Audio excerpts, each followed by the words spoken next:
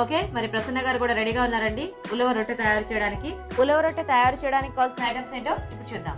ఉలవ రొట్టె తయారు చేయడానికి కావాల్సిన పదార్థాలు: ఉడికించిన ఉలవలు 1 కప్పు, ఉడికించిన పచ్చి బఠానీలు 1/2 కప్పు, ఉడికించిన బీన్స్ 1/2 కప్పు, ఉడికించిన క్యారెట్ ముక్కలు 1/2 కప్పు, గోధుమ పిండి 1 కప్పు, మైదా 1 కప్పు, పచ్చిశనగపప్పు 1 కప్పు, నెయ్యి 2 టేబుల్ స్పూన్లు, జీలకర్ర 1 టీ స్పూన్, ఉప్పు తగినంత, కారం తగినంత, ఇంగువ చిటికెడు, గరం మసాలా 1/2 టీ స్పూన్, నూనె 2 టేబుల్ స్పూన్లు.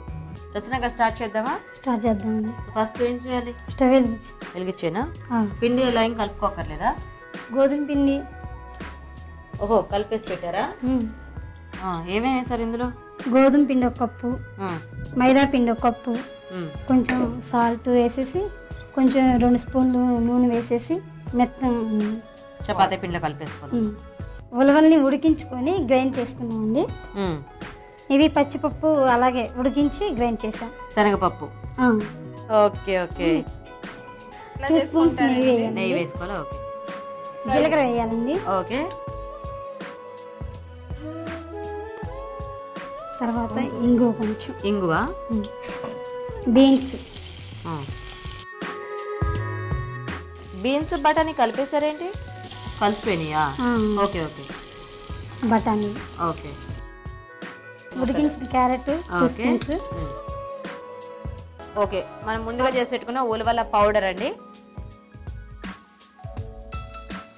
శనగ పౌడర్ కూడా వేయాలండి. పౌడర్,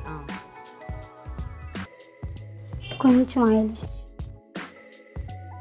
గరం మసాలా, ఓకే, కొంచెం ఉప్పు, ఓకే.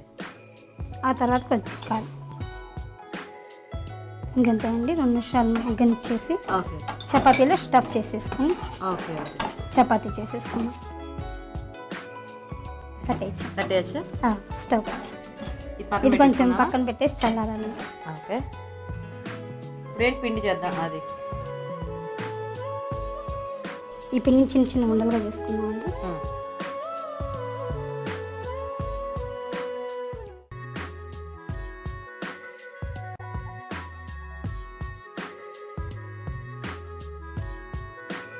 కూరను గోధుమ పిండిలో స్టఫ్ చేసేసి పూరి ఇలా చేసుకొని చపాతీ ఇలా పాముకొని కాల్చుకోవడం.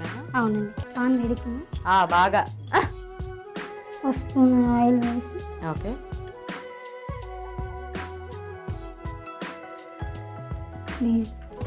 చపాతీని కాల్చుకోవాలి.